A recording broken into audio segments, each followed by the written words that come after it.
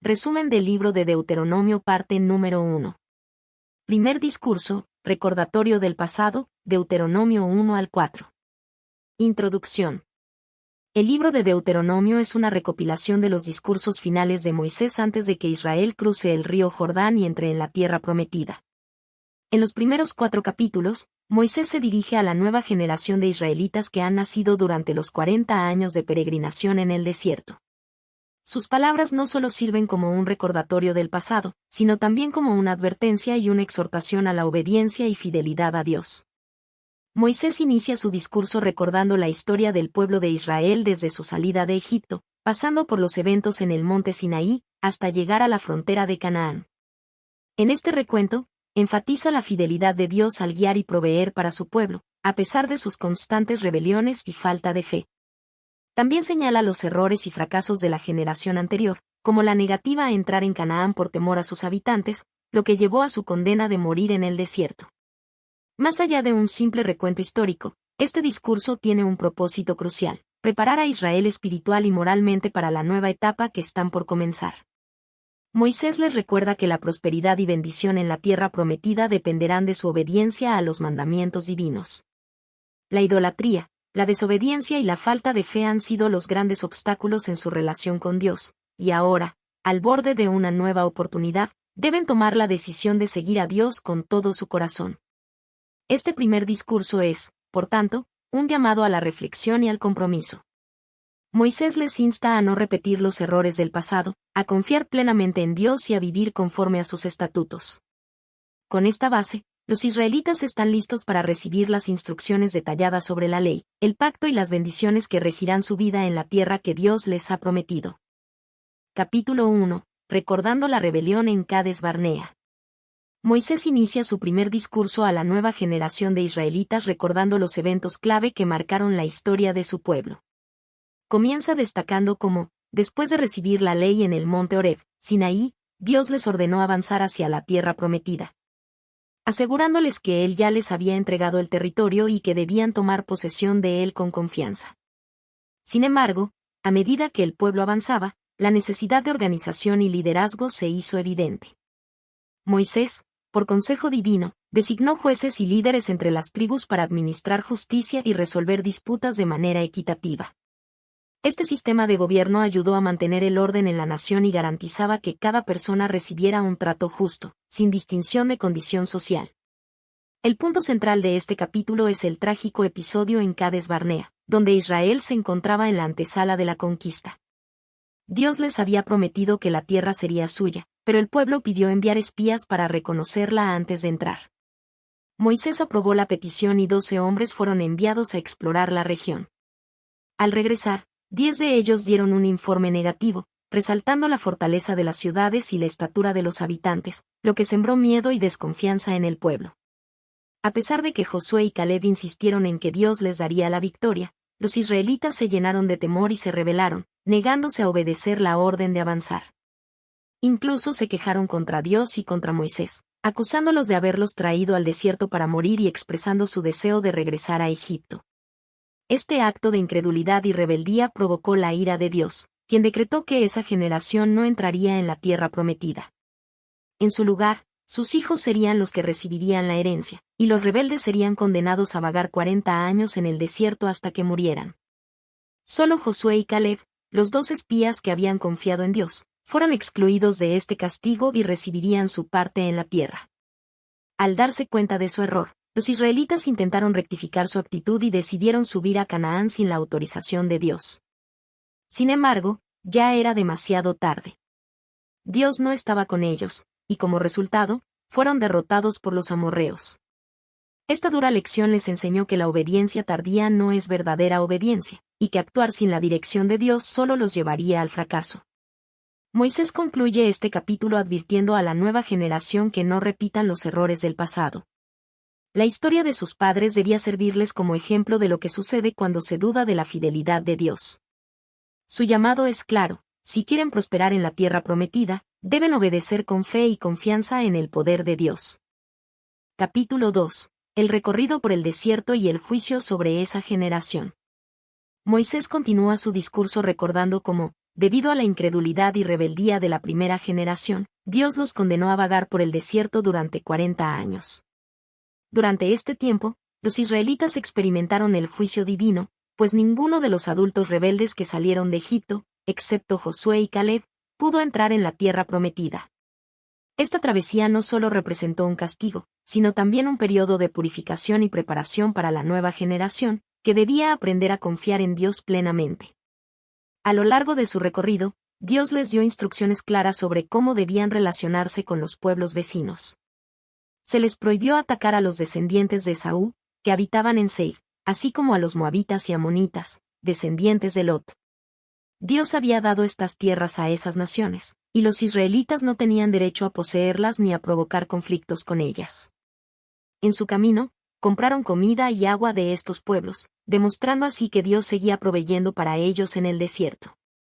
Después de haber rodeado Seir y pasado por las tierras de Moab y Amón sin enfrentamientos, Dios finalmente los dirigió hacia la región de los amorreos, donde enfrentarían una nueva prueba de fe.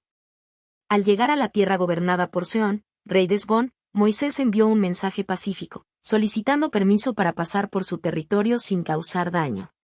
Sin embargo, el corazón de Sehón fue endurecido por Dios, quien permitió que el rey rechazara la petición para que Israel pudiera enfrentarlo y tomar su tierra. Dios ordenó a los israelitas no temer a Sehón ni a su ejército, pues les entregaría la victoria. En la batalla, los israelitas derrotaron completamente a los amorreos, conquistando Hesbón y sus ciudades. Tomaron posesión del territorio y se establecieron en la región, cumpliéndose así la promesa de que Dios les daría la tierra de sus enemigos. Este episodio marcó un punto crucial en la historia de Israel, pues fue su primera gran victoria militar antes de la conquista de Canaán. Sirvió para fortalecer la fe del pueblo en el poder de Dios y demostrar que, cuando obedecían sus mandatos, Él les daba la victoria sobre sus adversarios. Moisés resalta este evento para recordarles a los israelitas que la clave del éxito no está en su fuerza militar, sino en su obediencia y confianza en Dios. Capítulo 3. La conquista de Basán y el reparto de la tierra al este del Jordán. Tras la victoria sobre Sehón y la conquista de Hesbón, Israel continuó su avance hacia el norte, enfrentándose a Ag, rey de Basán. Moisés describe la gran fortaleza de este rey, quien gobernaba sobre una vasta región al este del Jordán. Basán era conocida por sus ciudades amuralladas, su ejército poderoso y su reputación como un territorio difícil de conquistar. Sin embargo, Dios aseguró a Moisés y al pueblo que no debían temer, pues Ag y toda su tierra serían entregados en sus manos. Siguiendo la orden de Dios, los israelitas atacaron a Ag y a su pueblo en Edrei. La victoria fue absoluta, no dejaron sobrevivientes y tomaron posesión de todo el territorio. Se mencionan 60 ciudades fortificadas, además de aldeas y campos, lo que resalta la magnitud del triunfo. Un detalle notable que Moisés menciona es que Ag era el último de los refaítas, una raza de gigantes, y su cama de hierro era de casi 4 metros de largo, lo que simbolizaba su imponente estatura y poder. A pesar de esto, el poder de Dios se impuso y la victoria de Israel fue total. El reparto de la tierra al este del Jordán. Tras la conquista de Basán y el territorio de los amorreos, Moisés asignó estas tierras a 3 tribus israelitas. Rubén. Gad. La mitad de la tribu de Manasés. Estas tribus habían solicitado establecerse en esas tierras debido a su fertilidad y sus extensas llanuras ideales para el ganado. Sin embargo, Moisés impuso una condición clave: sus guerreros debían cruzar el Jordán y ayudar a sus hermanos en la conquista de Canaán antes de establecerse definitivamente en sus territorios. Solo después de que la tierra prometida estuviera asegurada, podrían regresar y asentarse con sus familias. Esta decisión refleja la responsabilidad colectiva de las tribus de Israel. Aunque algunas ya habían recibido su herencia, debían demostrar solidaridad y compromiso con el resto del pueblo.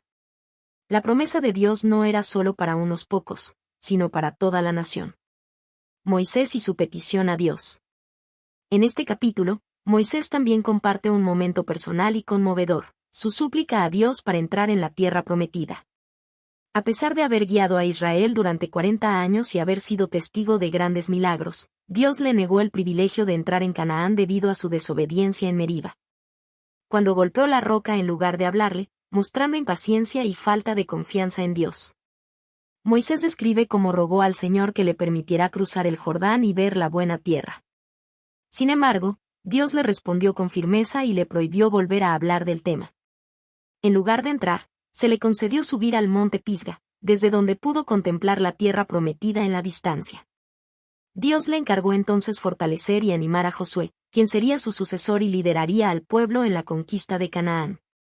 Este episodio es un recordatorio de que, aunque Moisés fue un líder fiel, la obediencia a Dios es fundamental y las consecuencias de los errores pueden ser definitivas. Sin embargo, su legado continuaría a través de Josué, y el pueblo seguiría adelante hacia la tierra que Dios les había prometido. Capítulo 4. Exhortación a la obediencia y advertencia contra la idolatría. Después de recordar la historia de Israel y las intervenciones divinas, Moisés concluye su primer discurso con una poderosa exhortación a la obediencia. Él insiste en que cumplir los mandamientos de Dios no es solo un deber, sino la clave para la prosperidad y la permanencia en la tierra prometida. Moisés recuerda al pueblo que las leyes de Dios no deben ser alteradas ni modificadas, no deben añadir ni quitar nada a lo que Dios ha ordenado. Esto enfatiza la importancia de una obediencia total y sin compromisos. También señala que aquellos que se rebelaron contra el Señor, como los que participaron en la idolatría de Baal Peor, fueron destruidos, mientras que los que permanecieron fieles a Dios han sobrevivido. La idolatría, un peligro mortal para Israel. Uno de los puntos más fuertes de este capítulo es la advertencia contra la idolatría. Moisés recalca que, cuando Dios se manifestó en el monte Horeb, no se mostró en forma visible, sino solo a través de su voz. Esto significa que el pueblo no debe crear imágenes ni figuras para adorarlas, ya sean de hombres, mujeres, animales, aves, peces o cuerpos celestes. La idolatría es presentada como un peligro que desviará a Israel del verdadero camino, llevándolos a su propia destrucción. Moisés advierte que, si el pueblo se aparta de Dios y sigue a otros dioses, serán dispersados entre las naciones y sufrirán el exilio. En esas tierras extranjeras, vivirán entre pueblos que adoran ídolos hechos de madera y piedra, incapaces de ver, oír o responder. Sin embargo, Moisés también deja un mensaje de esperanza. Si el pueblo se arrepiente y busca a Dios con sinceridad, Él los restaurará. Dios es misericordioso y no los abandonará ni olvidará su pacto con sus antepasados. El privilegio único de Israel. Moisés enfatiza el privilegio único de Israel. No hay otra nación en la tierra que haya escuchado la voz de Dios directamente, que haya visto sus milagros y que haya sido elegida para recibir su ley.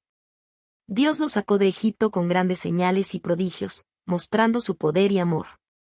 El mensaje final de este capítulo es claro: solo hay un Dios verdadero, y Él exige fidelidad absoluta.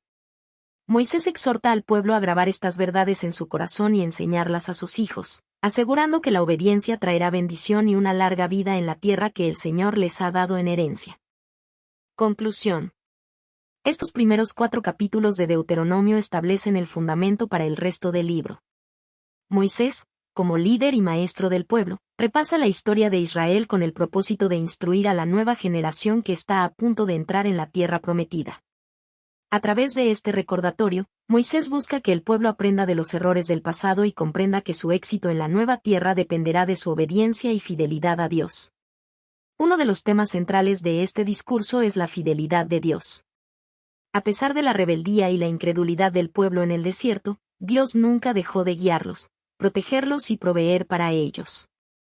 Sin embargo, Moisés enfatiza que Dios también es justo en sus juicios, y aquellos que desobedecieron y no confiaron en Él no pudieron entrar en la tierra prometida. Otro aspecto crucial de esta enseñanza es la advertencia contra la idolatría. Moisés insiste en que Dios no tiene forma visible y que el pueblo no debe hacer imágenes ni adorar a otros dioses. La idolatría no solo representa una traición a Dios, sino que también lleva a la destrucción de la nación. Sin embargo, en su misericordia, Dios promete que si el pueblo se arrepiente, Él los restaurará y cumplirá su pacto con sus antepasados. En conclusión, la historia del pasado es presentada como una lección clave para el futuro de Israel. Moisés insta a la nueva generación a obedecer los mandamientos de Dios, confiar en su guía y rechazar la idolatría, asegurando así su permanencia y prosperidad en la tierra prometida. Este llamado a la fidelidad y la obediencia servirá como la base sobre la cual se desarrollarán los mandatos y enseñanzas del resto del libro de Deuteronomio.